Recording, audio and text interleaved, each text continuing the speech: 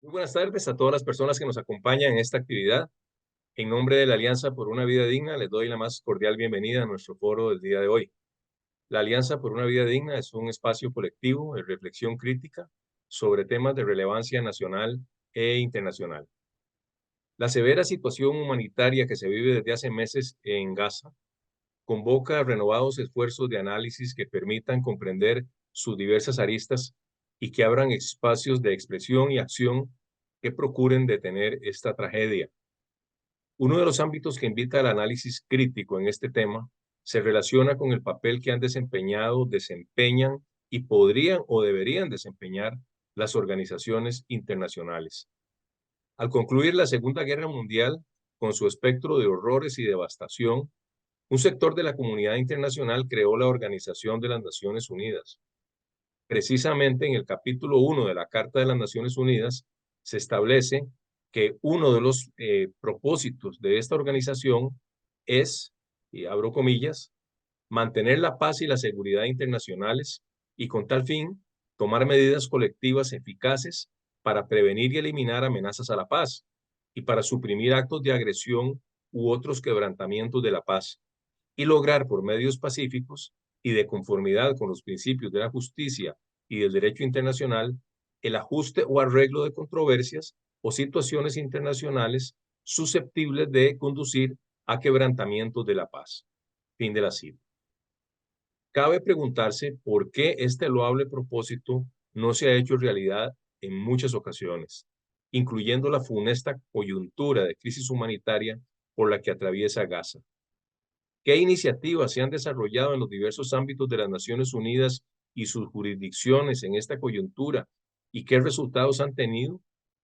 ¿Qué nuevas opciones se avisoran en el ámbito de estas organizaciones y de otras iniciativas internacionales?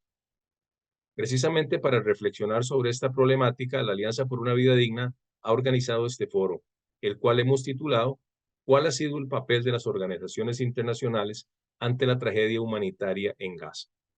Hemos invitado el día de hoy a dos personas con amplia experiencia y conocimiento en política y derecho internacionales. Participan en este foro Valeria Rodríguez, quien es docente e investigadora de la Universidad de Costa Rica y coordinadora del Observatorio de Política Internacional compartido entre la Universidad de Costa Rica y la Universidad Nacional. Y también nos acompaña Nicolás Boglin, quien es profesor de Derecho Internacional Público de la Facultad de Derecho de la Universidad de Costa Rica. Les damos la más cordial bienvenida a nuestros panelistas y les agradecemos haber aceptado nuestra invitación para reflexionar sobre esta temática.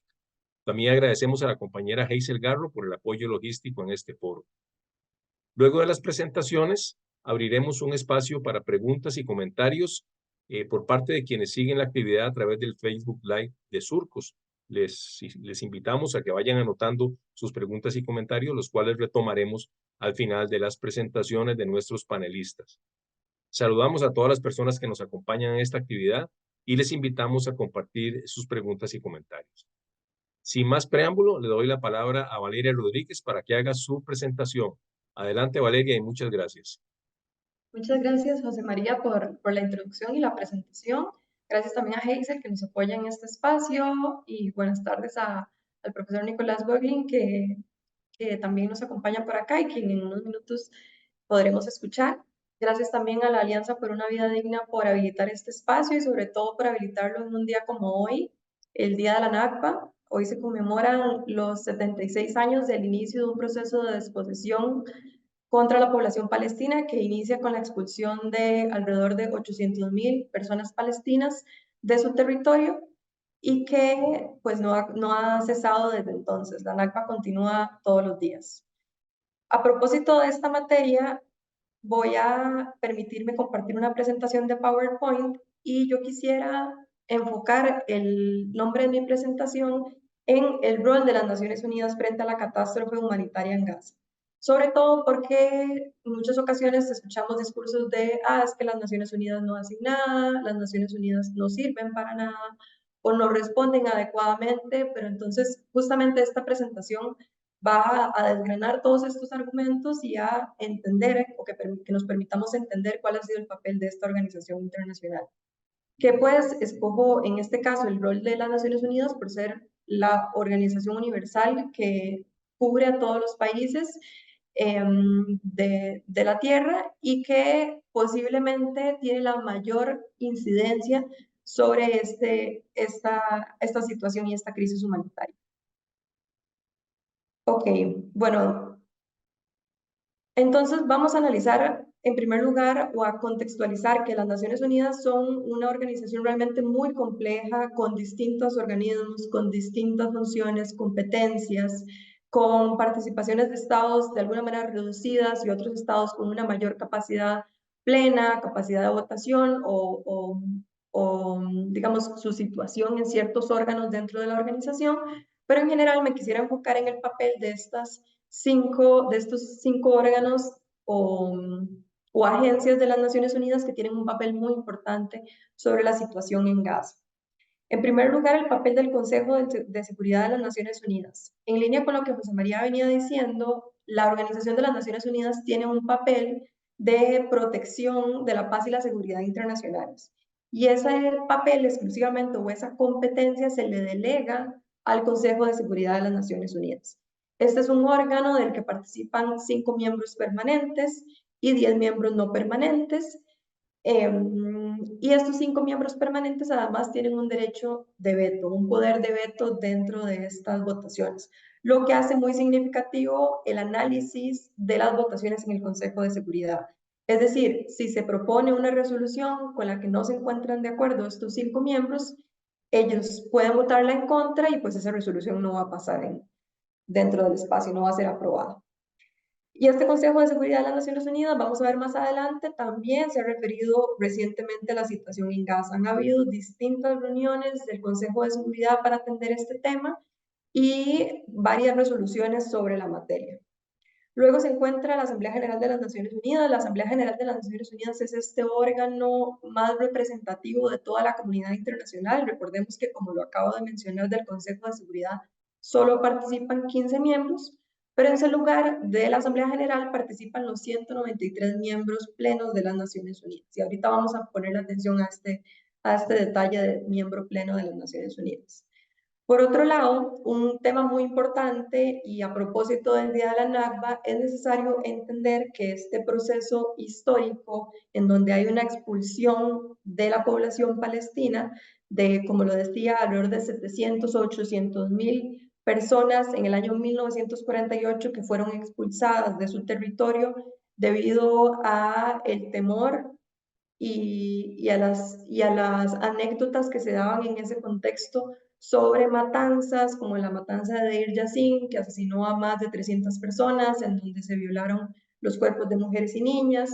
Y bueno, ¿por qué digo todo esto? Porque precisamente a partir de ese proceso de expulsión de esta población se reconoce la idea de un derecho al retorno de la población palestina. Este derecho al retorno implica que las personas que huyeron en ese contexto debido a el proceso de expulsión, o más que huyeron voluntariamente, habría que decir que fueron expulsadas en este proceso, tendrían ese derecho a volver. Y para ese contexto y para ese propósito, además, se crea la Agencia de Naciones Unidas para la Población Refugiada de Palestina, o UNRWA por sus siglas en inglés. Esta agencia entonces nace en el año 48 y a lo largo de los años ha sido una agencia que permanece en el terreno, permanece en Gaza, en Cisjordania y que tiene la posibilidad de apoyar mediante ayuda humanitaria, mediante acompañamiento, no solo a la población palestina en estos lugares, sino además a la población refugiada en general, entendiendo que muchas de esas personas que fueron expulsadas en este contexto entraron bajo la categoría de refugiados después de esta situación y que merecían volver a su territorio. Además se encuentra el Consejo de Derechos Humanos. En este contexto, el Consejo de Derechos Humanos también se ha pronunciado sobre la materia y este Consejo de Derechos Humanos, en el que no participan todos los estados, sino una parte de ellos, se ha pronunciado al menos en 4 ocasiones, con 4 resoluciones distintas sobre la situación actual en Gaza. Este consejo además tiene una función muy importante de la que se derivan expertos independientes. Y estos expertos y expertas independientes son conocidos como relatores. Entonces vamos a ver que de hecho existen varias relatorías que en este momento han sido muy vocales sobre la situación en Palestina y especialmente Francesca Albanese, de la que ahorita vamos a hablar. Y por otro lado, la Corte Internacional de Justicia, que es este órgano cuasi judicial o un órgano judicial dentro de la Organización de las Naciones Unidas, que sería el máximo tribunal dentro de esta organización para resolver disputas entre los estados y que también ha tenido un papel muy importante en el contexto. Entonces, pasando al tema de la Asamblea General, quisiera hacer referencia a una resolución que es la más reciente, del 9 de mayo de 2024, hace tan solo 6 días, en donde se discutió la admisión de nuevos miembros a las Naciones Unidas. Y en ese contexto la discusión iba sobre todo encaminada a Palestina, aún no se le reconoce como un miembro pleno de las Naciones Unidas y pues era una resolución encaminada a ese fin. Ahora bien, esto no es competencia exclusiva de la Asamblea General. Luego de esta votación, esto se remite al Consejo de Seguridad y es el Consejo de Seguridad quien finalmente da el visto bueno definitivo. En esta resolución, que fue bastante, o que resonó bastante durante esos días, se determinaron 3 asuntos específicos. Uno, que el Estado de Palestina cumple con las condiciones necesarias para ser miembros de las Naciones Unidas y que luego de la resolución 181, la resolución de partición en donde se partiría el territorio de Palestina en 2 estados, las Naciones Unidas debían asegurarse del ingreso como miembros plenos de ambos estados. Y pues resulta que eso no se ha garantizado hasta el momento porque, entre otras razones, cuando esto llega al Consejo de Seguridad, normalmente es vetado por los Estados Unidos, este ingreso a las Naciones Unidas, lo cual realmente no es esperable que cambie en el corto plazo. O sea, probablemente pasa esta votación, se remite al Consejo de Seguridad y ese veto lo veremos venir en el corto plazo.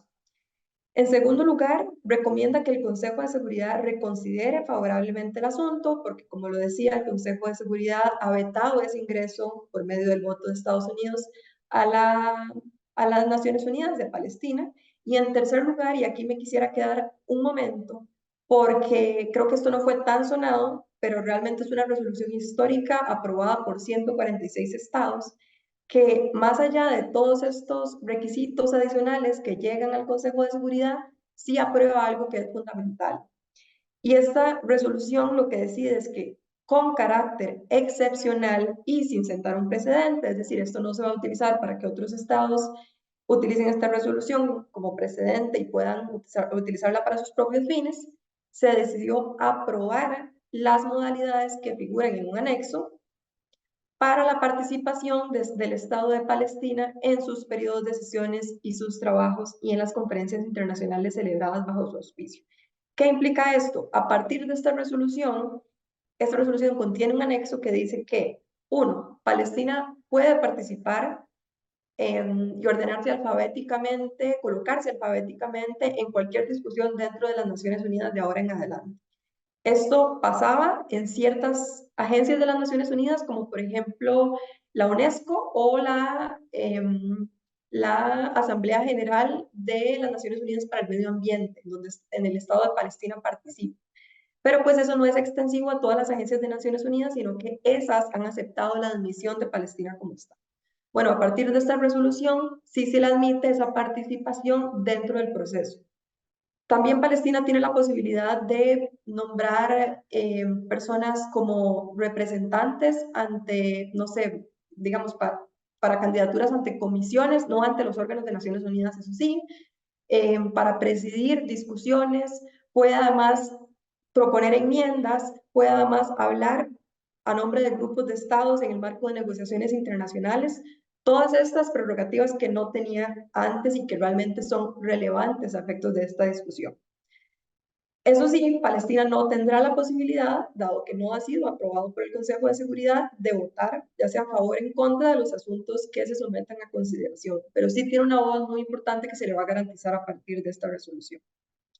En segundo lugar, me gustaría mencionar esta resolución del Consejo de Seguridad de las Naciones Unidas, que es la 27.728 del año 2024, que en esta vemos un cambio en la postura estadounidense, porque Estados Unidos pues había vetado las resoluciones del cese al fuego inmediato de la cuestión en Gaza. Sin embargo, en esta resolución Estados Unidos se abstiene y a partir de que se abstiene, pues la resolución se aprueba. además de obviamente los votos de la mayoría necesaria de miembros para la aprobación de esta resolución. En primer lugar, entonces, esta resolución demanda un cese al fuego inmediato a partir de este cambio de postura, como les menciono, así como una liberación de todos los rehenes. Este cese al fuego por el hecho de que se haya aprobado, y aunque las resoluciones del Consejo de Seguridad son vinculantes, no significa que haya pasado. Vemos una escalada militar en Rafah en este momento por parte de Israel. Y en segundo lugar, esto también es importante, destaca la urgente necesidad de ampliar el flujo de asistencia humanitaria y reforzar la protección de los civiles en toda la franja de Gaza, reiterando la exigencia de que se retiren todos los obstáculos para la asistencia humanitaria en escala. Luego de esto, pasando sobre todo al Consejo de Derechos Humanos y a las relatorías, tenemos un reporte muy importante, que esto es una lectura obligatoria en este contexto. Este reporte fue emitido por Francesca Albanés, quien es la relatora especial para los territorios ocupados en Cisjordania y Gaza, y el reporte se titula Anatomía de un genocidio. No voy a quedarme en esta diapositiva, pero sí quisiera decirles que el tipo penal de genocidio, o sea, el delito de genocidio, se regula como cualquiera de estos actos mencionados, que pueden ser los 5 que aparecen ahí: matanza de miembros del grupo, lesión grave a la integridad física o mental, sometimiento intencional del grupo a condiciones de existencia que hagan acarrear su destrucción física, total o parcial, medidas destinadas a impedir nacimientos o traslado por la fuerza, y además tiene que haber una intención de destruir parcial o totalmente a un grupo nacional. Bueno, nuevamente, esto es una discusión de otro contexto, entonces no voy a detenerme en la definición. Pero sí quiero introducir esta definición porque precisamente Francesca Albanés lo que hace es comprobar 3 de estas 5 posibles acciones que puede realizar un Estado para la promoción de un genocidio o para perpetrar precisamente un genocidio. El primero de ellos es esta matanza de miembros del grupo, que no es una matanza general, es una matanza con el propósito de destruir parcial o totalmente este grupo. Y entre lo que nos dice Francesca es que Israel ha utilizado municiones no guiadas, bombas destructoras de búnkeres y en zonas densamente pobladas y zonas seguras. Es decir, no es una matanza exclusivamente contra militantes de Hamas, sino es una matanza que ha tenido la potencialidad de afectar a las personas civiles y de violar el principio de distinción del derecho internacional humanitario, que implica que no deben realizarse ejercicios militares en contra de la población civil. En segundo lugar, otra de las cuestiones que menciona respecto a este tema es que entre las víctimas se encuentran 125 periodistas, 340 médicos, el 4% del personal sanitario en Gaza, que además el 70% de estas muertes son consistentemente mujeres y niños, y que además ella llama la atención sobre una declaración que se realiza hace unos meses, en el mes de diciembre, cuando el ejército israelí, las fuerzas de defensa israelíes, anuncian que habían asesinado a 7.000 terroristas. Los números en ese contexto, en diciembre del año pasado, decían que los hombres asesinados, hombres adultos asesinados a ese entonces, eran tan solo 5.000. Es decir, que para el ejército israelí, en ese contexto, todo hombre adulto era precisamente un terrorista, lo que violaba esa necesidad del principio de distinción. Luego, partiendo de la segunda acción que podemos analizar en el crimen de genocidio, está la lesión grave a la integridad física o mental de los miembros de un grupo. Y en ese contexto, Francesca lo que nos dice es que las fuerzas israelíes han detenido a miles de palestinos, en su mayoría hombres y niños jóvenes, negándose incluso a revelar su paradero en muchísimos casos, del que todavía no se tiene idea.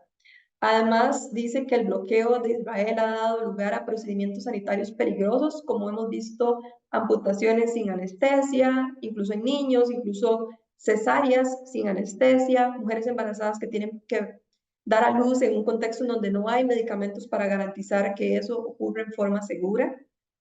Y otra de las cuestiones que menciona es que los supervivientes de este genocidio van a tener que cargar con este trauma no solo ellos, sino además las siguientes generaciones. Es decir, es un trauma colectivo que va a perdurar en el tiempo porque han sido testigos de muerte, de destrucción, de falta de hogar, de pérdidas emocionales y materiales, de humillación y de miedo sin fin. Ella menciona, por ejemplo, el hecho de estar escarbando entre los escombros para saber si la persona que se encuentra ahí es un familiar o no. Todo eso son causas de sufrimiento que tienen la capacidad de provocar una lesión grave dentro de los miembros de este grupo. Y en tercer lugar, este sometimiento intencional del grupo a condiciones de existencia que hagan de acarrear su destrucción física total o parcial. Ella menciona en primer lugar que la Franja de Gaza ya sufrió un bloqueo desde hace 16 años, que ha hecho de este lugar un lugar inhabitable. Y que además, para mediados de diciembre ya hablábamos de que Israel había destruido había dañado gravemente la infraestructura, lo que implicaba un 77% de las instalaciones sanitarias, un 68% de la infraestructura de telecomunicaciones, casi la mitad de las carreteras, más del 60% de las viviendas, entre otros. También las bibliotecas, también las universidades.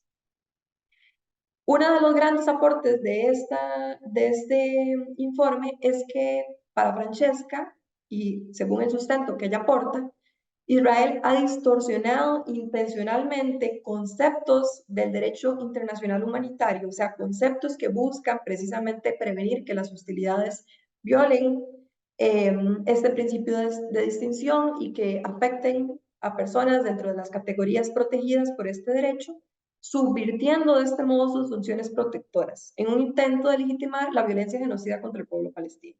Entonces ella dice, palabras como escudos humanos dejaron de significar lo que verdaderamente bajo el derecho internacional humanitario podemos entender como un escudo humano, porque en este contexto Israel básicamente afirma que todo Gaza sería cómplice de los hechos realizados por Hamas el 7 de octubre y que todo, tanto niños como mujeres son utilizados como escudos humanos y que por eso Israel no puede evitar que sus ataques terminen afectándoles. Y entonces también se daña esta noción de daño colateral que básicamente implica que los estados deben tomar todas las medidas para prevenir que sus hostilidades afecten a otros grupos protegidos o civiles.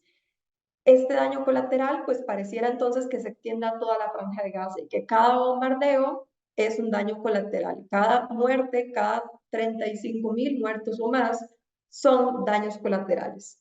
Además, Israel ha manoseado este concepto de zonas seguras porque Israel, no sé si recuerdan, existió un mapa con una serie de bloques en donde Israel caracterizaba ciertas zonas como seguras y zonas que no lo eran. Claro, la población gazatí se fue a las zonas seguras, pero en aquellas zonas seguras también se siguieron bombardeando pues todas las zonas y los territorios. Entonces, no había ninguna zona y en este momento no hay ninguna zona segura en Gaza. Eso también es una manipulación de esos conceptos de derecho internacional humanitario. El tema de la evacuación, el tema de la protección del personal médico, que Israel ha afirmado que ha hecho todo lo posible para proteger al personal médico que opera en la Franja de Gaza, pero a su vez vemos, por ejemplo, esa reducción tan importante de la cantidad de personal médico que opera allá.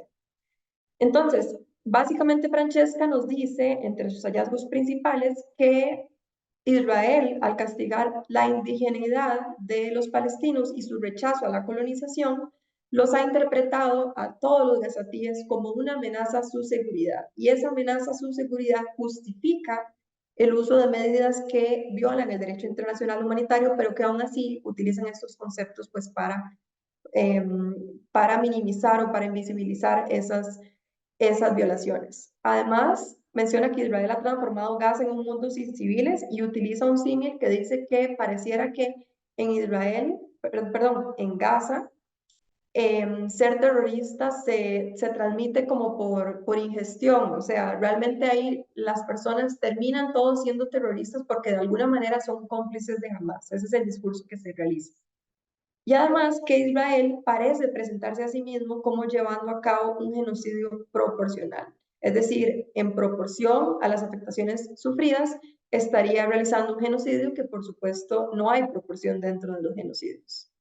Y nada más quisiera detener un momento a leer esta cita, yo sé que es un poco larga, pero es muy importante que la entendamos porque es una de las claves de lo que menciona Francesca. Dice, dado que el colonialismo de asentamiento tiene como objetivo adquirir tierras y recursos indígenas, el colonialismo de asentamientos, este proceso histórico de desposesión realizado por Israel, la mera existencia de pueblos indígenas plantea una amenaza existencial para la sociedad de colonos. La destrucción y el reemplazo de pueblos indígenas se vuelven, por lo tanto, inevitables y se llevan a cabo a través de diferentes métodos dependiendo de la amenaza percibida por el grupo de colonos. Estos incluyen la expulsión, restricciones de movimiento, asesinatos en masa, asimilación y prevención de nacimientos. Y dice, el colonialismo de asentamiento es una dinámica, un proceso estructural y una confluencia de actos destinados a desplazar y eliminar grupos indígenas, de los cuales el exterminio o la aniquilación genocida representa su cúspide. Esto quiere decir básicamente que no podemos entender este genocidio como aparte del proceso histórico de desposesión, sino que se trata de una cara de una misma moneda. Colonialismo y genocidio son, precisamente el genocidio es ese pic o ese punto final que implica la realización de ese proyecto de colonización. También, entre las otras menciones que han realizado las relatorías de las Naciones Unidas, se encuentran los señalamientos sobre la violencia sexual en Gaza. Por ejemplo, en este año, la relatora especial sobre la violencia contra las mujeres y niñas, y también Francesca Albanés, la relatora sobre la situación de los territorios ocupados, han mencionado y han alertado sobre la violencia sexual utilizada en este contexto. Y por otro lado, ya para ir cerrando, sé que estoy un poco atrasada con el tiempo, quisiera referirme de forma muy general al pronunciamiento de la Corte Internacional de Justicia, que me imagino que el profesor Nicolás Boeglin podrá profundizar al respecto, en donde la Corte constató, tras la presentación del caso de Sudáfrica ante la Corte, que los hechos y circunstancias mencionados anteriormente, es decir, en la resolución de medidas provisionales, son suficientes para concluir que al menos algunos de los derechos reclamados por Sudáfrica y para los cuales busca protección son plausibles. Y por eso la Corte Internacional de Justicia decide establecer las siguientes medidas. Uno, que Israel suspenda sus operaciones militares en Gaza. Dos, que tanto Sudáfrica, en tanto es signataria de la Convención contra el Genocidio y pues hay un deber de prevención, deben tomar, como Israel, deben tomar todas las medidas razonables a su alcance para impedir un genocidio. Y en tercer lugar, que debe garantizar y tomar todas las medidas para impedir la expulsión y desplazamiento forzado de los hogares de los palestinos, la privación de acceso a alimentos y agua adecuados, el acceso a asistencia humanitaria, a ropa, higiene, suministros de asistencia médica y la destrucción de la vida en Gaza. Entonces, para ir cerrando, ¿de quién es la responsabilidad? ¿Es de las Naciones Unidas? Bueno, no olvidemos que cuando se crean estos órganos de las Naciones Unidas, cuando se crea el Consejo de Seguridad, la Asamblea General, fueron estados los que estaban discutiendo los términos en los que iba a funcionar esa organización. Entonces, cuando vemos que hay una incapacidad de una organización para responder a una situación de crisis humanitaria, a una situación de genocidio, tenemos que ver que realmente esta organización está cumpliendo exclusivamente con sus competencias. Y quienes tienen la responsabilidad sobre esas competencias, quienes además tienen la posibilidad de aprobar o de vetar o no vetar ciertas resoluciones, son los Estados miembros de esta organización. Las Naciones Unidas funcionan por un mandato que es el mandato que le han sido otorgados por los miembros. Entonces, no podemos olvidar esto siempre que estemos hablando de alguna situación de crisis humanitaria y donde veamos también una negativa de los estados a realizar todas las medidas necesarias para garantizar la seguridad y los derechos humanos de la población. Muchísimas gracias. Muchas gracias, Valeria, por tu participación. Y ahora le damos la palabra a don Nicolás Boglin. Adelante, Nicolás. Bien, muchas gracias, José María, muchas gracias, Valeria, por tan perfecta presentación. Realmente es un gran placer ver a un estudiante, el ex estudiante de la Facultad de Derecho manejar también tantos conceptos en un tema tan complejo y tan difícil.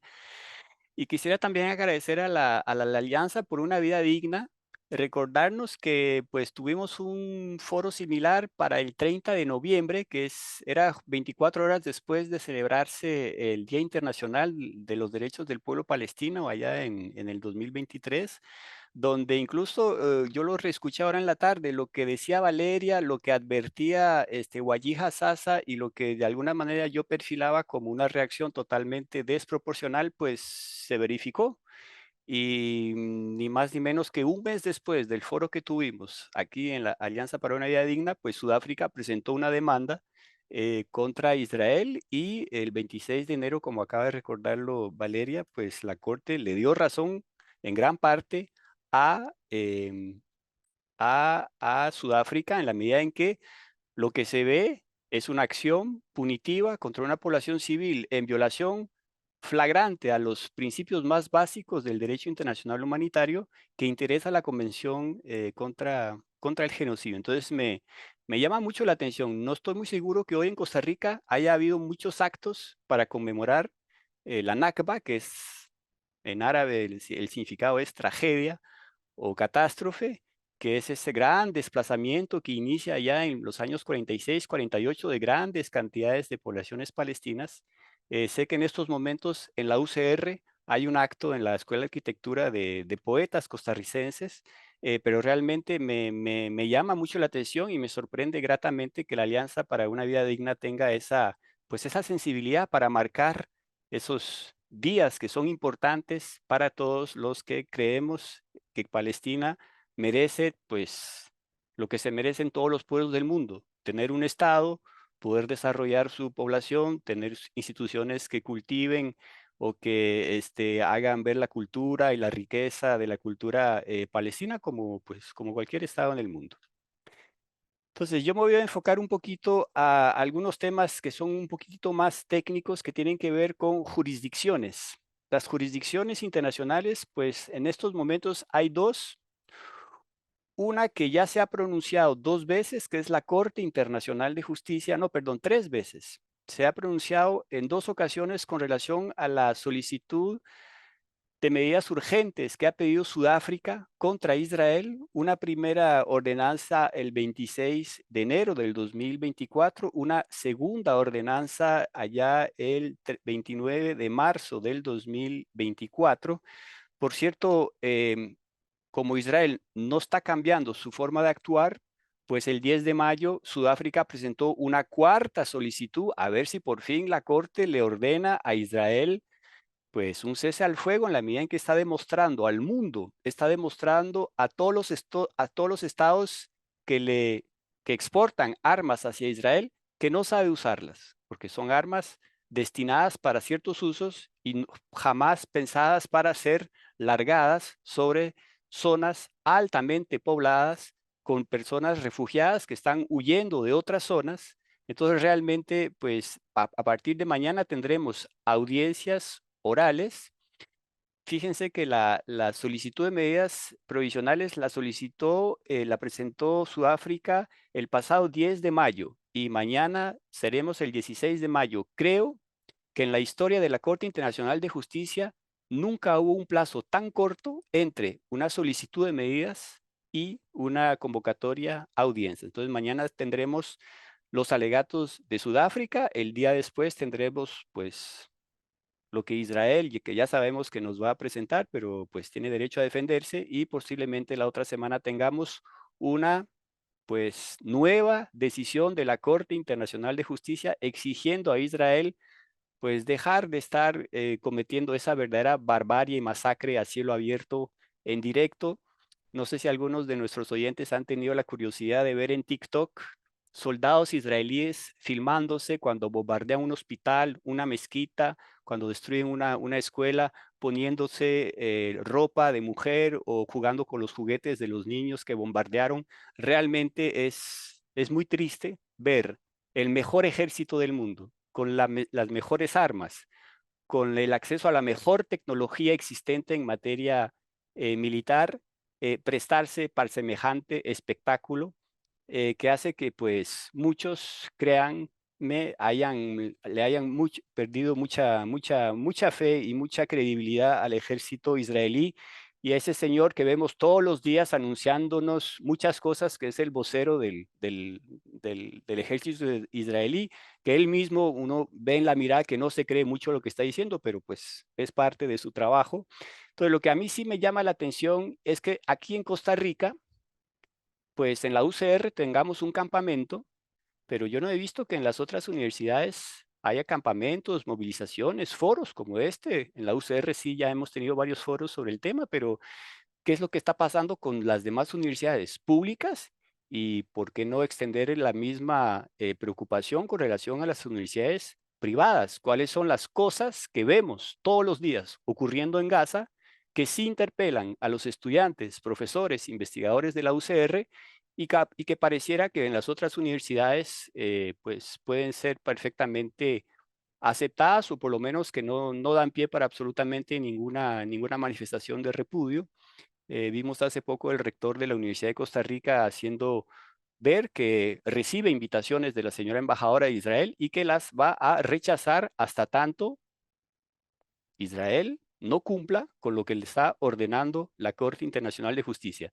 Me parece que es una posición muy acertada, pero me pregunto qué es lo que está pasando con los demás rectores, con los demás consejos universitarios, con las demás federaciones de estudiantes aquí en Costa Rica, en la medida en que pareciera que todo está concentrado en la UCR, cuando sabemos que la realidad universitaria es mucho más rica y diversa que la única universidad de Costa Rica.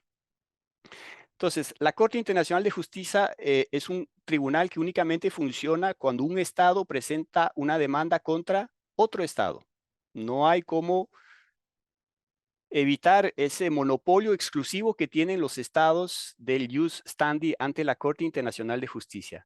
Lo que a mí me llama mucho la atención es que de todos los estados partes a la Convención contra el Genocidio de 1948, que son 153, el único estado que tuviese el valor de ir a La Haya y a demandar a Israel por genocidio en Gaza fuera Sudáfrica. Todos los estados que se precian de ser grandes defensores de los derechos humanos, de proteger a las poblaciones civiles de bombardeos indiscriminados y que tienen las mismas obligaciones que Sudáfrica e Israel con relación a la Convención contra el Genocidio de 1948, hubieran podido pues, presentar exactamente lo que presentó Sudáfrica y no lo hicieron. Y a mí me llama la atención también el hecho que Sudáfrica, pues tal vez se haya percatado antes que muchos de nosotros, incluso antes de Francesca Albanese, que lo que se estaba cometiendo a partir de octubre, noviembre del 2023 en Gaza, iba a ir asemejándose a un verdadero genocidio.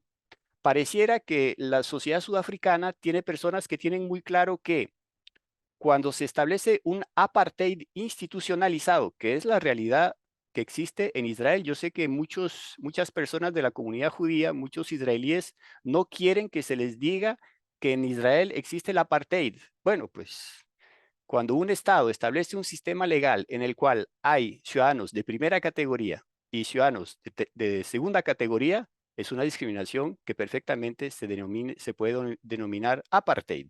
Entonces, los sudafricanos, a diferencia de, por ejemplo, aquí en América Latina, donde no hemos tenido una experiencia tan, digamos, tan fuerte como la de Sudáfrica, los sudafricanos entendieron que una acción punitiva en represalia a una acción violenta que sufrió Israel el 7 de octubre, posiblemente iba a degenerar en un verdadero genocidio, una masacre, simple y llanamente para vengarse de un acto como el acto terrorista, perdón, del 7 de octubre del 2023.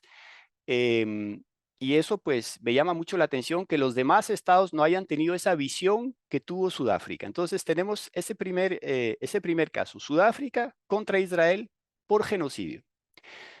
Tenemos un segundo caso, también ante la Corte Internacional de Justicia, muy interesante, de Nicaragua no contra Israel, sino contra Alemania, por complicidad de genocidio. Yo sé que vivimos aquí en Costa Rica y pues hay una tendencia a pues no conocer muy bien lo que ocurre en Nicaragua. Hay que saber que la mayoría de los sandinistas que murieron durante la lucha armada contra Anastasio Somoza murieron gracias al apoyo militar de Israel al dictador Somoza. Armas, consejeros militares, todo lo que ustedes quieran, fusiles, municiones, lo que quería Anastasio Somoza, ahí estaba Israel para proveerlo. Entonces, cuando gana la revolución allá en 1979, hay una gran cercanía con Palestina. Incluso para el primer aniversario de la revolución, llegó en persona a Managua a celebrarlo Yasser Arafat, que era el líder histórico de Palestina en aquel momento. Para los 10 años de la muerte de Yasser Arafat, allá en el 2014, hubo un gran acto oficial en Managua con presencia de todas las máximas autoridades. Hay muchas familias palestinas que viven en Nicaragua. Entonces, eso tal vez puede explicar que, a diferencia de otros estados de América Latina, que también ven lo mismo que nosotros y que perfectamente hubieran podido presentar una demanda contra Alemania por complicidad de genocidio, pues fue Nicaragua la que presentó esa demanda allá el 1 de marzo del 2024. Un mes antes, Nicaragua advirtió a todos los estados que suplen a Israel de armas que iba a tomar que iba a presentar una acción a nivel internacional. Finalmente se decantó por Alemania en la medida en que, pues después de Estados Unidos, que suple en un 66% las armas que utiliza Israel con su ejército, el segundo es Alemania con un 32-33%. Vean entonces que el restante se lo comparten en un porcentaje muy bajo Francia, Reino Unido, Países Bajos, Italia y España. Entonces, esa segunda demanda por complicidad contra Alemania fue acompañada de una solicitud urgente de medidas provisionales que fue objeto de una decisión hace unas semanas. Es muy interesante ver que en esa decisión la Corte establece un balance y es lo siguiente.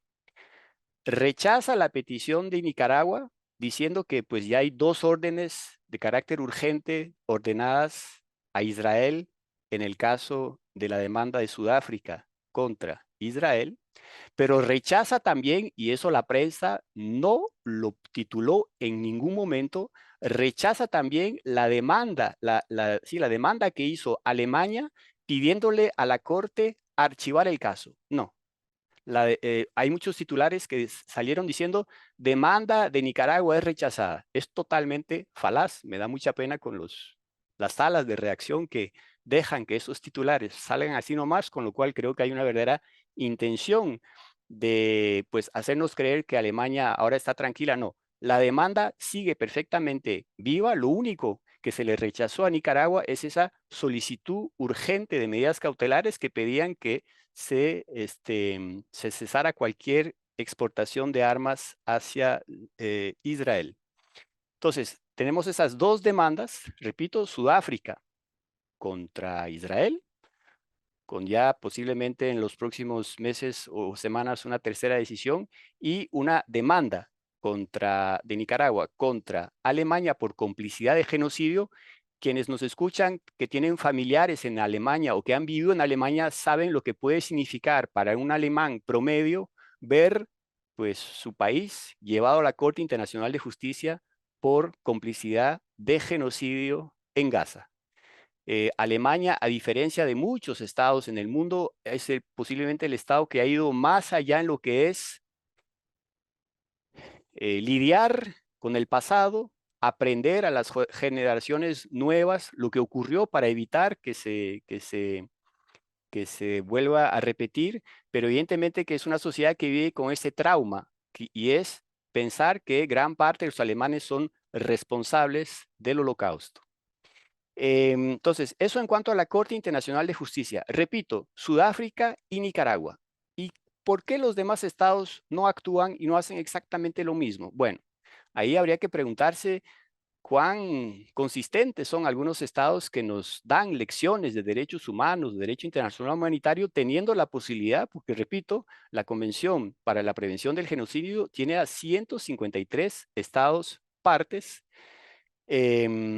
y es importante tener hacernos esa pregunta. Entonces, el procedimiento en la Corte Internacional de Justicia permite que otros estados puedan apersonarse de alguna manera. Entonces, lo anunció Colombia en el caso de Sudáfrica contra Israel, lo anunció también Chile, lo anunció Bélgica. Entonces, vemos varios estados que van a acompañar a Sudáfrica en su reclamo contra Israel. Yo estoy esperando a ver qué decisión se puede tomar aquí en América Latina para que tengamos pues más estados que tomen una decisión de solidaridad y de apoyar a Sudáfrica en sus pretensiones. Eso en cuanto a la primera, digamos, jurisdicción internacional. La segunda jurisdicción internacional, que también tiene su sede en La Haya, pero que a veces confundimos, se llama la Corte Penal Internacional.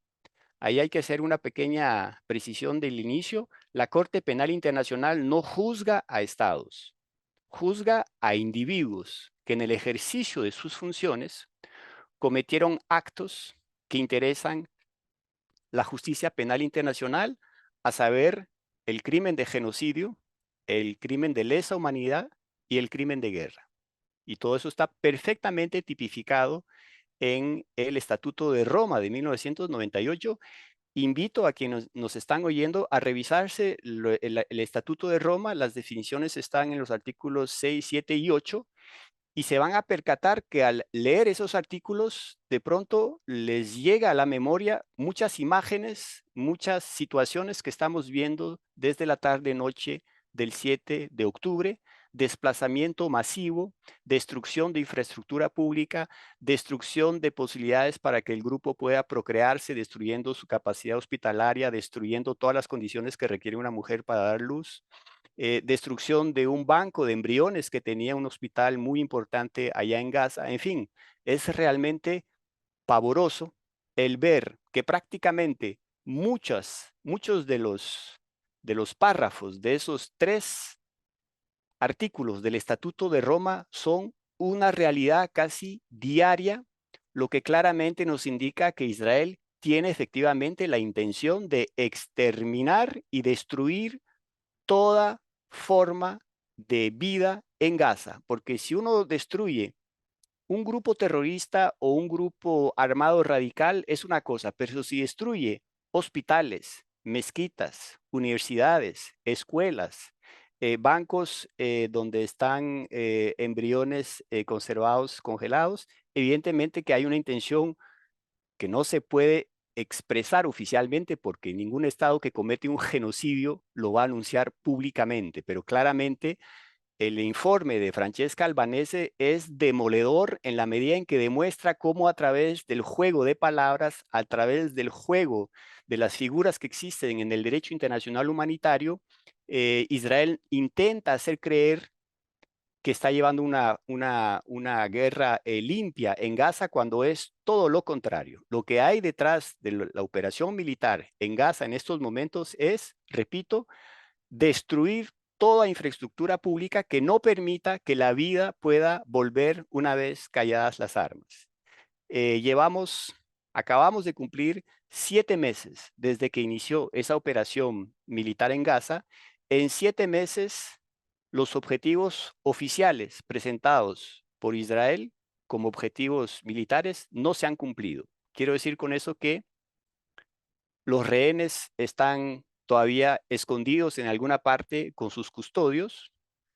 Más bien, 3 de ellos lograron salir huyendo y Israel no encontró nada mejor que asesinarlos. Hablaban hebreo, tenían una bandera blanca. Ese pequeño episodio nos da una idea del tipo de instrucciones que reciben los soldados israelíes. Usted dispare y dispare a matar. Después vemos. Repito, 3 rehenes que huyeron, que hablaban hebreo con una bandera blanca. Ese es el primer objetivo que no se ha logrado. El segundo objetivo, dizque desmantelar el Hamas, ¿no? Los jefes militares del Hamas siguen instruyendo a sus combatientes. Incluso la capacidad militar del Hamas no se ha visto, pues, mayormente mermada en la medida en que siguen enviando cohetes artesanales. No crean que son misiles de última generación, no, son cohetes artesanales desde el territorio de Gaza hacia Israel, con lo cual pues la capacidad de fuego pues sigue existiendo a pesar de la destrucción que ha sufrido el Hamas, con lo cual claramente se evidencia después de 7 meses de esa operación que eh, esos argumentos o esos objetivos disque oficiales no son. Lo que hay detrás, que no lo va a expresar ningún primer ministro israelí, perdón, es una voluntad de destruir todo lo que exista en Gaza para que los sobrevivientes de esa masacre no puedan seguir viviendo en Gaza. Entonces, ante esa violación masiva del derecho internacional humanitario, que es esa rama del derecho que aplica en los conflictos armados, ahí están las convenciones de Ginebra de 1949, y ahí también los invito a leer las definiciones que se dan de las cosas que no pueden hacer los estados a la hora de llevar a cabo eh, una operación militar, bombardear ambulancias, bombardear personal médico, bombardear hospitales. Bueno, todo lo que vemos desde el 7 de octubre que ocurre en Gaza está perfectamente tipificado como crímenes de guerra por parte de los convenios de Ginebra de 1949. Entonces, cuando se violan, pues existe la posibilidad de ir a la Corte Penal Internacional para juzgar. ¿A quiénes? Pues a todos esos señores de nacionalidad israelí que vemos todos los días que deshumanizan desde el 7 de octubre a toda la población civil en Gaza, haciéndonos creer que, pues, finalmente gran parte de la población en Gaza apoya al Hamas. Como el Hamas lo tildan de terrorista, significa pues que toda la gente en Gaza merece ser eliminada en la medida que apoyan al Hamas. Lo que acabo de decir es terrible, pero es parte de esa narrativa insistente a la cual se han prestado lamentablemente grandes medios de prensa, y ahí hay que reconocerle a Israel pues una gran capacidad de tener prácticamente en todas las grandes salas de redacción personajes que emiten, eso salió hace poco en el New York Times, un guión de las palabras que no hay que utilizar cuando se va a hacer una nota sobre lo que ocurre en Gaza. Me imagino que si existe en el New York Times, existe, por ejemplo, pues aquí en Costa Rica también en algunos medios. Cuando vas a tratar un tema sobre el tema de Gaza, mejor utiliza esos términos y no utilices esos otros. Me llama mucho la atención aquí en Costa Rica con relación a la prensa que tengamos prácticamente más de 100 periodistas palestinos que han sido asesinados desde el 7 de octubre, y el Colegio de Periodistas se siente, por alguna razón que me encantaría que los colegas periodistas me expliquen, incapaz de emitir pues una condena, un repudio, en la medida en que semana tras semana vemos cómo pierden la vida camarógrafos, miembros de los equipos de prensa, y que ya llegan a más de un centenar de personas que han perdido la vida. Entonces, ante la Corte Penal Internacional, desde el inicio de este mes, hay órdenes de arresto que se están gestando y algo pasó y se filtró la información. Y entonces hemos visto cómo Israel está muy nervioso, ha llamado a su gran aliado norteamericano para que presione a la Corte Penal Internacional para que no se emitan esas órdenes de arresto. Repito, la Corte Penal Internacional no va a juzgar a Israel, va a juzgar a los jefes militares, los jefes de inteligencia, los comandantes, posiblemente el primer ministro, por instigar, ordenar la comisión de actos particularmente repudiables, como lo son el genocidio, el crimen de guerra y el crimen de lesa humanidad. Y sobre este punto hay también un mito que dilucidó la Corte Penal Internacional el 5 de febrero del 2021. Hay una decisión, ustedes la tienen que buscar, con mucho gusto se la puedo proporcionar, porque ahí también algo pasó para que en Nicolás, ninguna, 5 minutos. ¿sí? Para que en ninguna de las grandes revistas de derecho penal internacional, de derecho penal, de derecho, solo derecho, se comente, se fomente el estudio de esa decisión. Y en esa decisión, la Corte Penal Internacional nos dice lo siguiente: uno, Palestina es un Estado, y dos, la justicia penal internacional está perfectamente habilitada para examinar lo que ocurra en todos los territorios palestinos ocupados: Gaza, Jerusalén Oriental y, por supuesto, Cisjordania.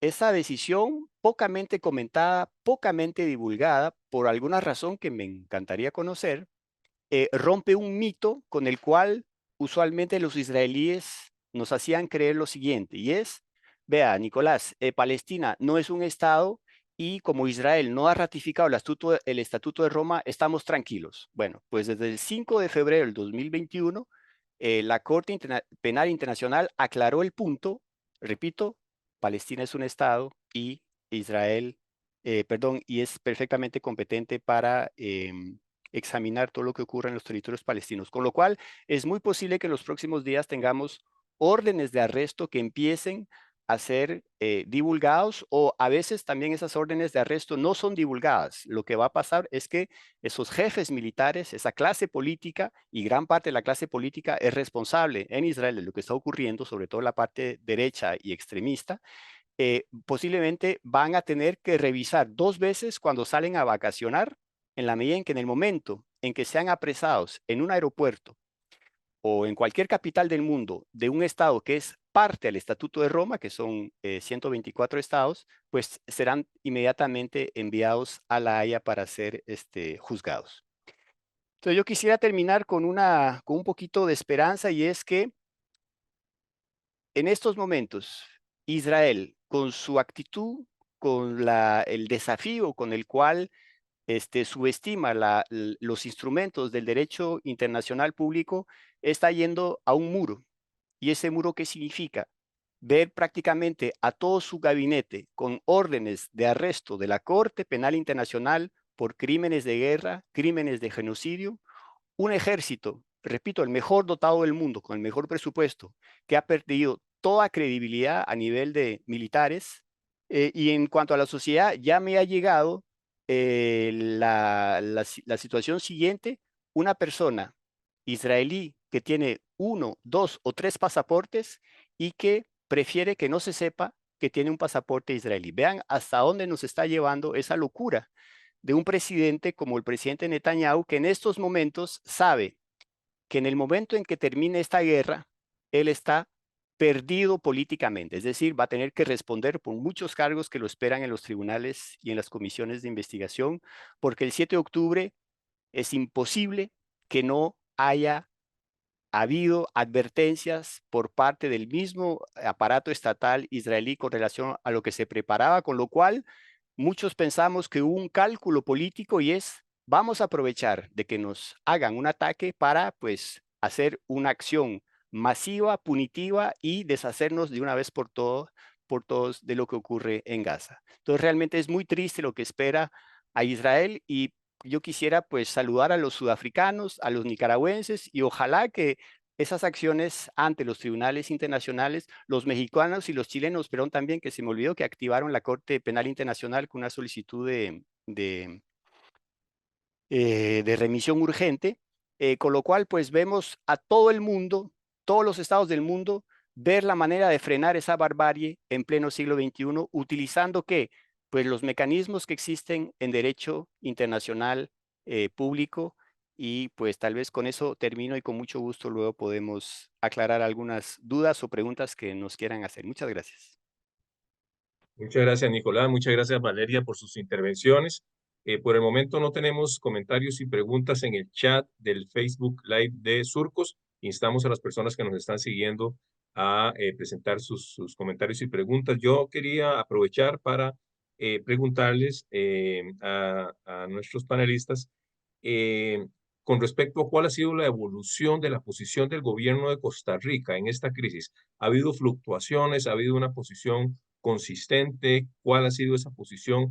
¿Qué se puede esperar? ¿Qué perspectivas hay en cuanto a la actitud que pueda tomar Costa Rica ante estas nuevas iniciativas que se están presentando en la Corte Internacional de Justicia, en la Corte Penal Internacional? No sé qué nos podrían ilustrar al respecto.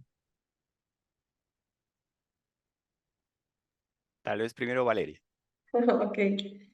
Bueno, efectivamente Costa Rica ha cambiado su posición y eso pues es destacable. No, por supuesto no diría que es que ha llegado a la posición más esperable como por ejemplo la de otros gobiernos latinoamericanos, pero sí que ha dado un viraje positivo y más coherente con su defensa de los derechos humanos y el derecho internacional como principios y ejes de su política exterior. Costa Rica, y a partir del libro sobre las relaciones entre Medio Oriente y África del Norte y América Latina, que publicaron Carlos Cascante y Sergio Moya, se evidencia cómo existe un respaldo permanente del gobierno costarricense, o ha existido durante las últimas décadas, sobre todo hacia el gobierno de Israel, respaldándole en muchas resoluciones de la Asamblea General, con interacciones muy importantes a nivel diplomático, a nivel comercial, a nivel de intercambios culturales, de becas y también, sobre todo, a nivel de afinidades políticas. Es decir, cómo ciertas personas que son influyentes dentro de la opinión pública, que son además jerarcas del Estado o jerarcas de importantes instituciones del Estado, han tenido afinidades personales hacia el Estado de Israel, lo que ha propiciado que de alguna manera la política exterior de Costa Rica sea de ser un aliado muy cercano de Israel. Pero recientemente, y el 9 de marzo, llama mucho la atención el comunicado que emitió la Cancillería, donde pidió un cese al fuego humanitario inmediato, una posición que no se había atrevido a dar con tal contundencia, pero además de esta solicitud del cese al fuego, se habla de que ha visto con horror la escalada del conflicto, la falta de acceso a ayuda humanitaria y que Gaza está a un paso de la hambruna. Esta posición, por supuesto, que fue criticada por la embajadora de Israel ante Costa Rica, y ha tenido todo tipo de reacciones, pero al menos desde mi punto de vista es un paso muy positivo hacia una postura donde Costa Rica debería seguir su tradición de paz, su tradición de, nuevamente, de respeto a los derechos humanos y escuchar todas las preocupaciones que salen desde la Organización de las Naciones Unidas, desde otras organizaciones internacionales, sobre la catástrofe humanitaria y la posibilidad de un genocidio en Gaza. Y además, teniendo en cuenta que Costa Rica también es signatario de esta convención contra el genocidio, igualmente es uno de los estados que debería realizar acciones para prevenir este genocidio que se encuentra sucediendo.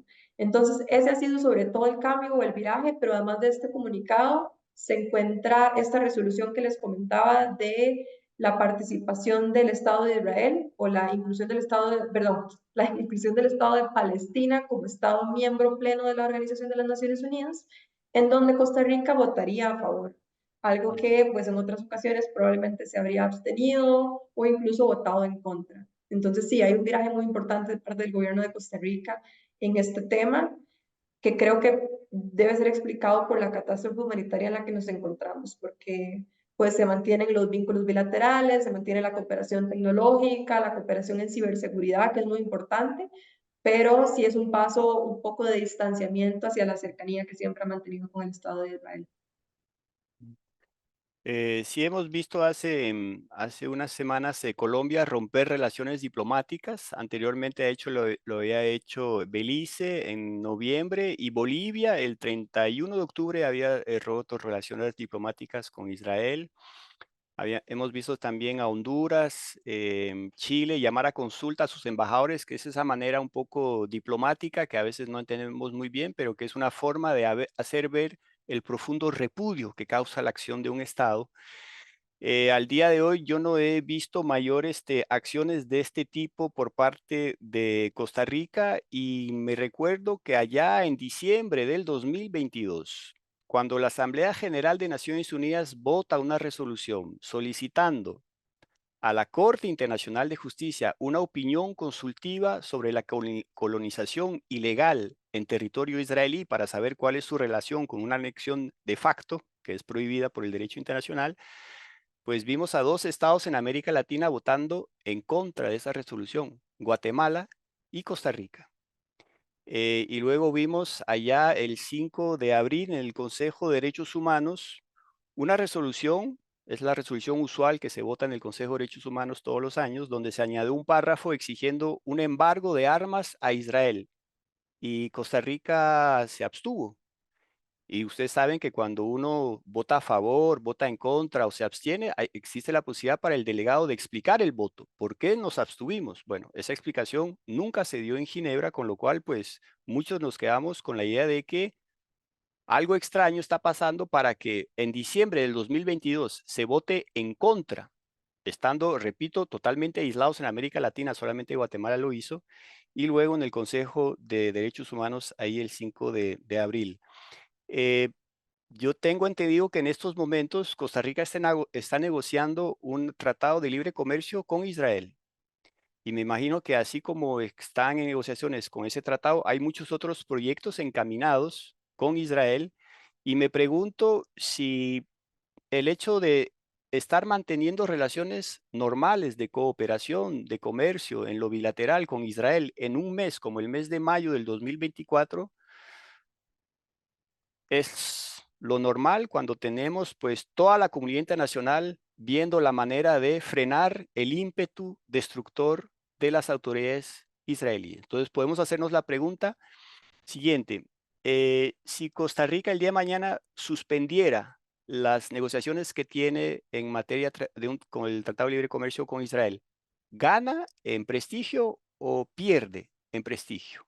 Esa es la pregunta que todos nos podemos hacer en la medida en que, repito, incluso Turquía, que es un gran socio comercial de Israel, acaba de suspender toda relación comercial y lo interesante es que Turquía lo hizo 24 horas después de que Colombia suspendiera las relaciones diplomáticas. Vean cómo lo que se hace en América Latina de pronto despierta inquietudes y entonces allá en la lejana Turquía, pues Turquía no quiere dejarse, digamos, adelantar por Colombia y toma una decisión que no es la ruptura de relaciones diplomáticas, pero sí que significa para Israel un problema tremendo en la medida en que hay muchos productos turcos que viajan a Israel y en estos días hemos visto, en esas últimas horas, hemos visto un buque que está en Murcia con una orden por parte del sindicato de trabajadores de los muelles de Murcia pidiendo que se inmovilice ese buque porque tiene como destino un puerto en Israel y está cargado de armas. Vean cómo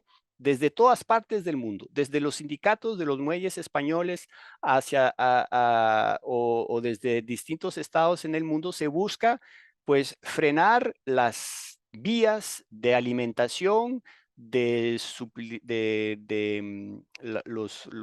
digamos, las rutas comerciales hacia Israel. ¿Para qué? Pues para hacerle ver a Israel que nadie está de acuerdo con la forma que tiene de actuar. Entonces, repito, me parece que debería Costa Rica plantearse la pregunta siguiente. ¿Vale más un TLC con Israel o valen más los valores que han siempre significado la proyección internacional sobre la cual se basa Costa Rica desde hace más de 50 años? No voy a contestar la pregunta, simplemente la lanzo a nuestros estimados oyentes. Muchas gracias por sus comentarios y sus respuestas. Yo tenía otra pregunta o una reflexión para ustedes. Em, Deduzco de las presentaciones de ustedes dos que en realidad las Naciones Unidas y sus diferentes jurisdicciones y estructuras han hecho lo que han podido hacer en el marco de de las normas que establecen su funcionamiento. Sin embargo, desde afuera uno por lo menos percibe cómo es posible que un país como Estados Unidos, con su derecho a veto en el Consejo de Seguridad, tenga la capacidad como país único de frenar iniciativas que tienen todo el apoyo de la comunidad internacional, todo el sentido común. Toda la pregunta va en el sentido de qué habría que hacer en las Naciones Unidas y en sus instituciones y organizaciones para que este tipo de cosas cambien, qué tipo de procesos se requieren para que estas cosas que no tienen mayor sentido en términos de la comunidad internacional cambien y las Naciones Unidas funcionen de una mejor manera. ¿Cómo se podría modificar algunos aspectos de esta arquitectura de las organizaciones internacionales para que cumplan mejor su función o no es viable en el contexto geopolítico actual? ¿Qué piensan ustedes? Bueno, tal vez inicio yo. Hay un autor muy interesante que habla justamente de una contradicción entre una igualdad de estados que se reconoce en la Carta de las Naciones Unidas. Si vamos a la Carta de las Naciones Unidas, se dice un estado y un voto y todos los estados tendrán igualdad. Y una desigualdad, por otro lado, hegeliana dice que contradice precisamente esa idea de igualdad, o sea, que hace evidente que esa igualdad realmente no es igualdad en la práctica, en la medida en que unos estados tienen veto, sobre todo dentro de este órgano del Consejo de Seguridad, que es un órgano tan importante para la definición de los asuntos de paz y seguridad. Entonces, lo que sería necesario en este contexto es una reforma a la Carta de las Naciones Unidas, pero pues adivinen que la reforma también requiere de ese consentimiento y esa aquiescencia de esos miembros que tienen veto. Entonces no es tan sencillo como podría parecernos. Y de hecho hay bastantes propuestas de reforma. No es la primera vez que se habla de esto. Se ha hablado a veces de quitar el veto, pero también se ha hablado de la inclusión de nuevos miembros para que sea más representativo, de la inclusión de nuevos miembros permanentes para que otros estados también tengan la capacidad de veto y que se corresponda más con la distribución del poder actual. Se han hablado de múltiples reformas. Lo cierto es que eso no parece posible en el corto ni en el mediano plazo, porque el sistema de Naciones Unidas se sostiene sobre esa desigualdad, es decir, los estados que decidieron firmar la Carta de las Naciones Unidas lo hicieron con la conciencia de que eso les facilitaría no someterse en su totalidad a los designios de una organización ajena a ellos. De otra manera, probablemente no hubieran suscrito la Carta de las Naciones Unidas. Entonces es muy problemático porque pues ese cambio no pareciera posible en este contexto. Y también, y hablando sobre este tema que usted introducía, no solo las Naciones Unidas, al menos desde mi percepción, se han hecho lo que se encuentra en el marco de las competencias, sino que además lo han hecho en condiciones limitadísimas. Y si nos recordamos lo que hace poquito pasó, que fue que hubo acusaciones por parte del Estado de Israel de que miembros de la UNRWA o de esta agencia de Naciones Unidas habrían, de 13 miembros que habrían participado en estos ataques de Hamas, estas acusaciones que realizó el Estado de Israel y que luego derivó en que varios estados retiraran mucho más de la mitad del presupuesto de la UNRWA, hizo que en este contexto, tras de todo, tuviera que no solo funcionar con la mitad de su presupuesto, sino además ante condiciones de hambruna y ante imposibilidad en el terreno de funcionar adecuadamente, porque las rutas han sido destruidas, los pasos de ayuda humanitaria, y ya en este momento podemos abiertamente decirlo, con el cierre del paso de Rafah, han sido cerrados. Entonces, esta organización realmente ha operado en condiciones muy adversas, en donde ha chocado, sinceramente, con el poder político y el poder global. Gracias, Nicolás. No sé si quieres comentar algo al respecto.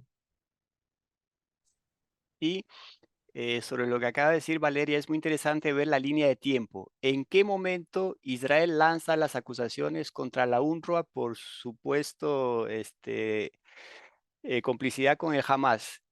El 26 de enero del 2024, horas antes de que la Corte Internacional de Justicia dé lectura a su ordenanza. Eso no es coincidencia, qué pena con todos los que nos escuchan. Y vimos luego que pues las acusaciones tuvieron efecto en la medida en que Estados Unidos, Francia, Alemania, todo el mundo suspendió su ayuda a la UNRWA. Internamente en Naciones Unidas se hizo un informe y el informe se presentó el 14 de abril, es público y se dice que no hay pruebas, no hay evidencias sobre la participación en el 7 de octubre de esa docena de funcionarios de la UNRWA, con lo cual pues Israel tiene gente muy adiestrada en lo que es llevar a cabo una operación de desinformación para distraer la atención internacional y sobre todo la presión mediática de cara a la lectura de una ordenanza de la Corte Internacional de Justicia. Eso es lo que se debería de haber investigado y yo nuevamente me llama mucho la atención la incapacidad que tenemos en los medios de prensa grandes, el pues investigar y llegar a la misma conclusión a la que estoy llegando yo y que he compartido con algunos de mis colegas aquí en Costa Rica. Entonces, realmente es muy llamativo ver una operación para distraer la atención temiendo pues la presión que significa una ordenanza que condena en prácticamente todos los puntos sometidos por Sudáfrica a Israel. Con relación al Consejo de Seguridad, hay que saber que allá en los años 2013, 2014, cuando Rusia vetaba de forma sistemática cualquier resolución condenando a Siria, vimos de pronto una propuesta de Francia y de México que sigue pues circulando para que no se pueda aplicar el veto cuando se trata de crímenes de guerra, crímenes de lesa humanidad y crímenes de genocidio. Estamos en plena propuesta franco-mexicana del 2014, 10 años después, porque lo que vemos es eso, una utilización abusiva por parte de Estados Unidos para proteger a su aliado incondicional, que es Israel, desde el Consejo de Seguridad. Lo que a mí me llama mucho la atención también con la línea del tiempo es que las movilizaciones en Estados Unidos empiezan a darse a partir del momento en que Estados Unidos amenaza con un veto y luego efectivamente lo materializa el 18 de abril. Vean cómo ese veto pues tuvo un efecto colateral, ahí sí, y es una sensación de indignación profunda de los estudiantes, profesores, investigadores. Todo empezó en Columbia y luego se expandió como una mancha a todos los campus universitarios en los Estados Unidos, y el mismo fenómeno luego llegó a Europa y está llegando aquí en América Latina con el campamento que tenemos en la UCR desde el 2 de mayo pasado. Entonces vemos como una decisión injustificable, indefendible, porque lo que hizo el 18 de abril Estados Unidos fue vetar dos frases que recomendaban que Palestina sea Estado miembro de Naciones Unidas, que es lo que intenta de alguna manera mejorar o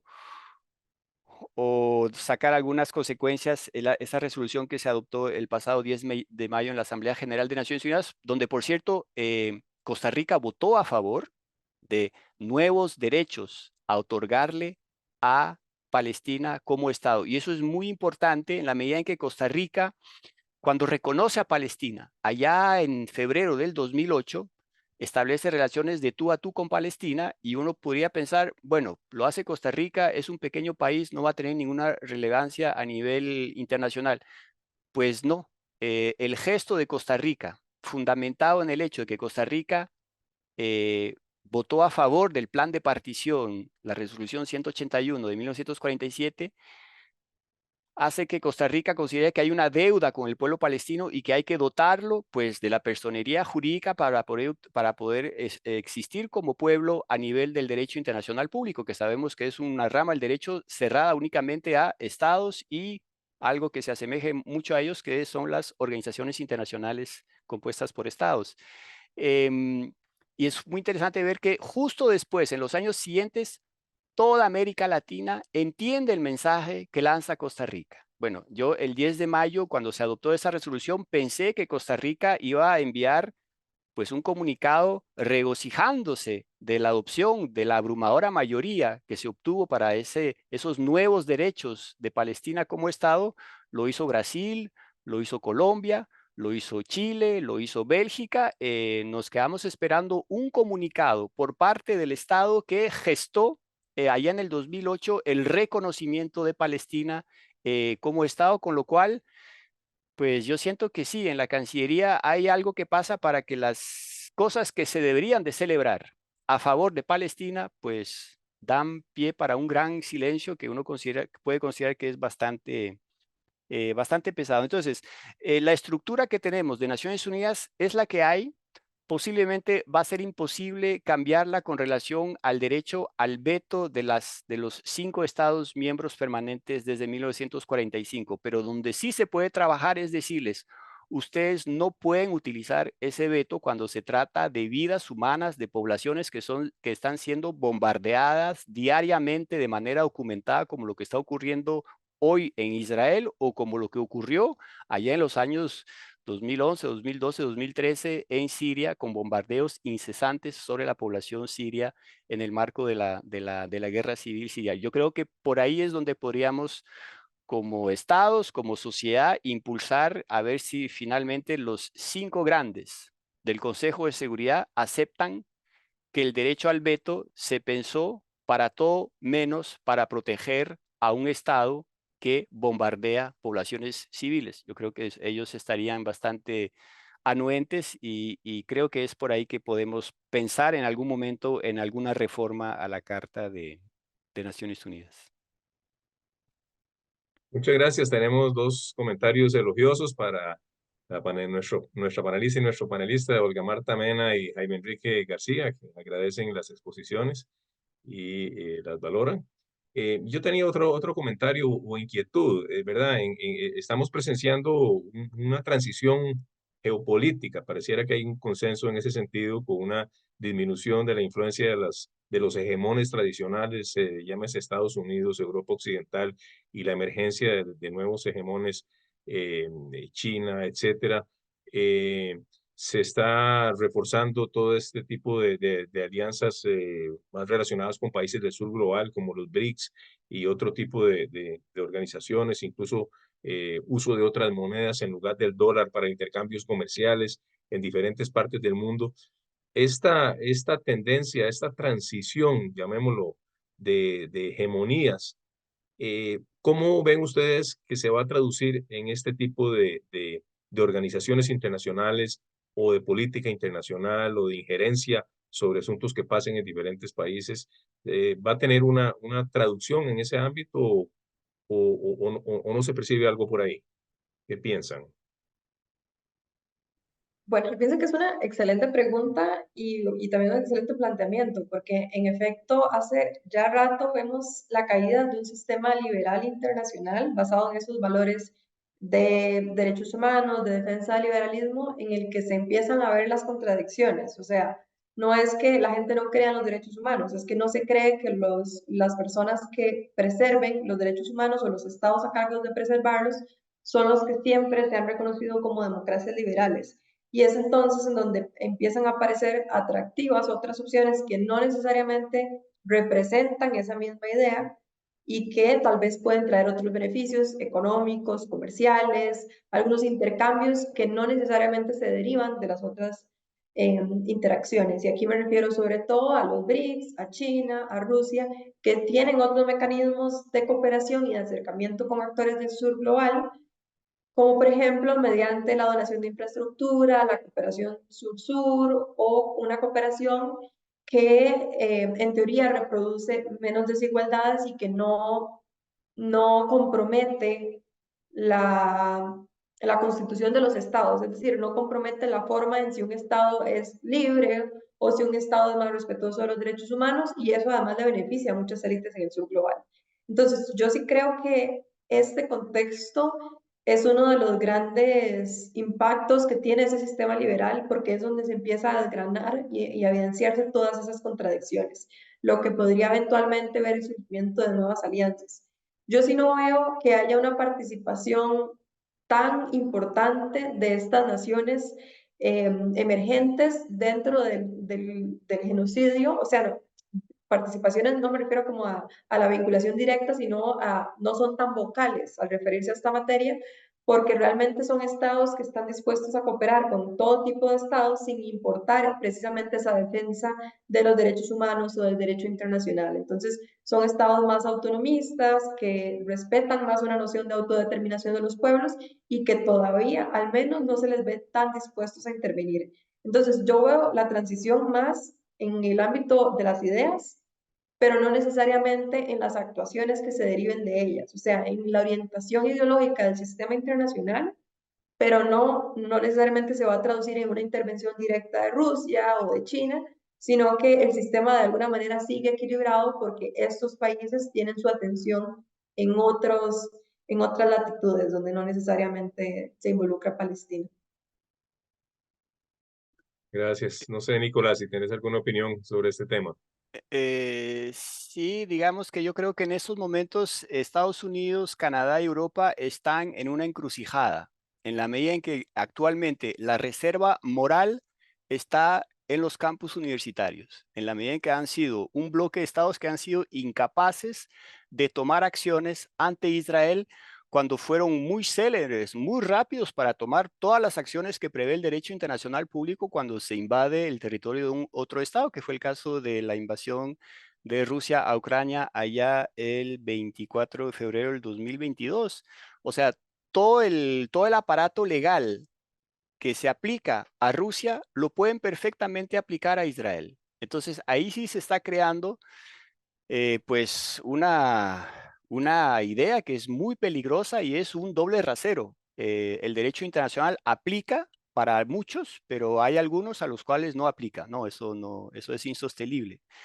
Hay que tener también cuidado con una musiquita que anda por ahí haciéndonos ver que el sur global va a reformular el derecho internacional público. Claro, pensemos que para China, para Turquía, para Irán, para la misma Rusia, es interesante plantear de que eso de los derechos humanos, de una prensa libre, esos conceptos del Estado de Derecho occidental, sí, hay que cambiarlos. Es muy peligroso porque no, hemos logrado, digamos, tener una sociedad internacional más o menos armoniosa, porque no lo es del todo, pero hemos logrado construir sociedades a partir de valores como la democracia, los derechos humanos, y hay que tener mucho cuidado con ese discurso que actualmente está muy en boga por parte sobre todo de sectores políticos populistas. Porque claro, un presidente como el argentino, un presidente como el que tenemos acá, un presidente como el que tienen en El Salvador, todas esas nociones de derechos, de contrapesos en lo que es la gobernanza de un Estado, evidentemente que son de pronto ideas que tal vez van a considerar que son un freno a sus pretensiones. Entonces, creo que ahí hay que tener un poquitito de cuidado en la medida en que pues la estructura del derecho internacional público es lo que es, funciona más o menos bien, tenemos un gran problema que es pues muchas veces la efectividad. Siempre hago la defensa de que los problemas de efectividad del derecho internacional público lo tenemos en todas las ramas del derecho. Hay sectores en materia ambiental, en materia constitucional, en materia comercial, que por las relaciones de poder que ejercen logran sortear las reglas. Por ejemplo, en materia constitucional, veamos aquí en Costa Rica una constitución que prohíbe la reelección y algo pasa para que de pronto tengamos una sala constitucional que diga, ¿saben qué? La reelección se puede dar. Bueno, esas relaciones de poder y esa inefectividad o inaplicabilidad del derecho internacional, del derecho, perdón, a ciertos sectores que ejercen, que tienen, digamos, el poder para que no se les apliquen las reglas que se aplican a los demás, es un fenómeno que se ve también en el derecho internacional público. Pero repito, no es un monopolio del derecho internacional público, sino que es algo que, una patología, que podemos decir que es patología general a cualquier rama del derecho. Muchas gracias. Tenemos un comentario de Jaime Enrique García que dice, al CONARE se le está haciendo muy, pero muy tarde tomar una resolución clara sobre esta lamentable situación. Bien, Eh, creo que estamos eh, llegando, perdón, sí, adelante. Pues, sí, pues sí, a mí me llama mucho la atención. O sea, no es normal que tengamos un campamento en la UCR que pide un montón de cosas, entre ellos suspender todos los lazos y que tengan las universidades costarricenses con Israel. Yo revisé un informe ayer. Hay dos universidades públicas que tienen convenios vigentes con Israel, la Universidad Nacional y la UTN. Yo no estoy muy seguro que las federaciones de estudiantes de la UTN y la UNA conocen esos convenios, saben que están vigentes. Pero sí llama mucho la atención que de las 5 universidades públicas que tenemos, todo se esté concentrando en la UCR, porque me imagino que las invitaciones que recibió el señor rector, pues las habrá posiblemente recibido también los demás rectores. Y sabemos que el rector de la UCR le dijo a la señora embajadora de Israel de manera muy, muy respetuosa, no vamos a asistir a ninguna reunión a la cual usted nos invite, pero me hago la pregunta y lanzo la pregunta a quienes nos oigan, ¿qué tipo de relación están teniendo en estos momentos los rectores de las universidades? ¿Cómo es posible, y tal vez ahí Valeria no se va a sentir muy, muy, muy halagada, pero cómo es posible que la Universidad Nacional, que tiene un consejo universitario, desde el 7 de octubre no haya dicho absolutamente nada con relación a lo que ocurre en Gaza, habiendo el consejo universitario, la UCR, pues tomado un acuerdo, que es lo más elemental que se espera de un consejo universitario, y así podríamos hablar de la UNED, del TEC, de la UTN. Entonces realmente ahí pues hay un problema, y es que las demás universidades o no están viendo o no están queriendo ver lo que vemos todos desde la UCR, y no se necesita ser de la UCR para percatarse que hay un problema muy serio en Gaza que atenta contra los valores de humanismo que se supone que proyectan todas las universidades públicas de Costa Rica a la sociedad costarricense. ¿Cuál es cuál es el miedo en alzar la voz contra Israel si tenemos todas las comunidades judías del mundo entero en estos momentos participando en los campus universitarios allá en Estados Unidos, en Francia, en Alemania, en Bélgica? Hay algo ahí que no se entiende y que debería de averiguarse porque no es normal, repito, que sea la UCR la que lleva la voz cantante cuando es un problema que afecta cualquier persona que tenga un poquitito de conciencia humana, y no podemos quedarnos de brazos cruzados cuando un Estado comete la barbarie que está cometiendo Israel en Gaza. Muchas gracias. Estamos llegando así a la conclusión de nuestro foro del día de hoy. Agradecemos muchísimo a Valeria y a Nicolás por haber compartido sus conocimientos y su experiencia en estos temas. Creo que han salido temas muy importantes, muy interesantes, muy controversiales, que pues llaman a la reflexión y llaman a la toma de acciones, ¿verdad? A diferentes niveles.